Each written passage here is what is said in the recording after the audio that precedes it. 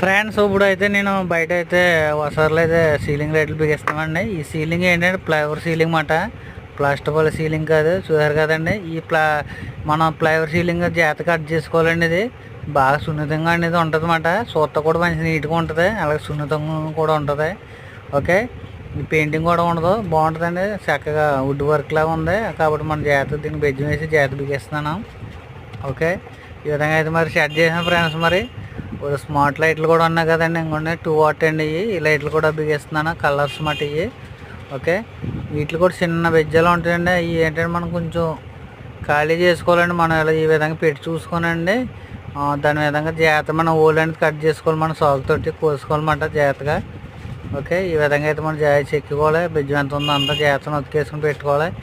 Okay, మన plaster వాళ్ళ ceiling లాగా అయితే కట్ చేస్తే మాత్రం ఇది పని అవుతుంది, జాగ్రత్త కొంచెం. Okay friends.